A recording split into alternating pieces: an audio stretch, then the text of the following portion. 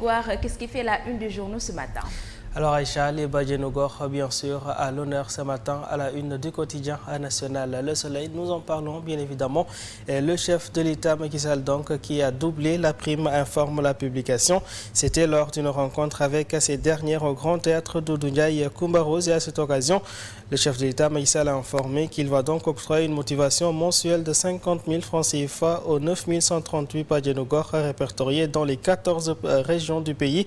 Et cet appui sera ainsi renforcé par une subvention d'1 million de francs CFA à chacune des 79 associations de Badjenogor et districts sanitaires à l'année 2023, a-t-il déclaré. À l'en croire, selon la publication, cette décision est une reconnaissance aux nombreux efforts de ces dernières. Le peuple quotidien, pour sa part, note que ces Badjenogor ne sont pas laissés en rade car, selon le président Macky Sall, ce soutien qu'ils ont pu mobiliser grâce à l'appui de la Fondation Suzanne Thompson Buffet sera donc renforcé par une subvention d'1 million de francs CFA à chacune des 79 associations de Badjenogor. Bien sûr, le président Macky Sall dit ainsi tenir personnellement à l'exécution correcte et diligente de ce programme de soutien aux Badjenogor. Une attention particulière est ainsi accordée ici à l'espacement de naissance au rendez-vous pour la vaccination du bébé. C'est pesé pour le suivi nutritionnel et pondéral et sa protection contre les mutilations génitales féminines, informe la publication. Des nouvelles de Khalifa Ababakar Sall à présent, c'est le journal Le Quotidien qui en donne ce matin. La publication de parler d'un sale cas pour Yewwi, évoquant ainsi la participation au dialogue national. Dans les colonnes de nos confrères, on peut lire que tout membre doit ainsi s'abstenir de tout compromis ou compromission avec le régime du chef de l'État Macky Sall.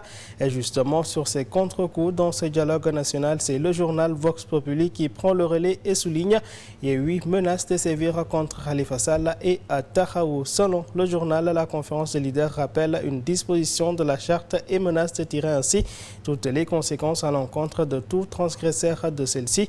Dans la même veine, Yewwi Askanui réaffirme son rejet catégorique face à ce qu'elle qualifie de farce politique. Sur un tout autre registre à présent, le journal Enquête quotidien parle de remaniements attendus après le dialogue national.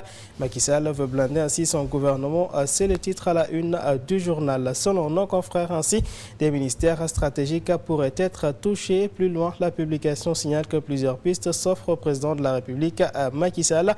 En attendant, le poids de pression locale et extérieure pèse, s'informe toujours la publication. Pour le journal Le Témoin quotidien à présent, les choses sérieuses démarrent dès ce mercredi et nos confrères parlent de ce consensus des participants à la commission politique qui vont démarrer ainsi les travaux. Libération de son côté revient sur le blocus autour du domicile du leader de Pastef Ousmane Sonko.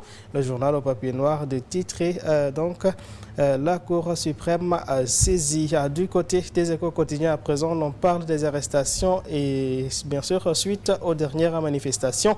Les Échos de noter ce matin des juges débordés et des prisons encombrées. L'actualité sportive maintenant pour terminer. Record quotidien s'intéresse au cage des Lions de la Teranga en vue des deux rencontres de la tanière.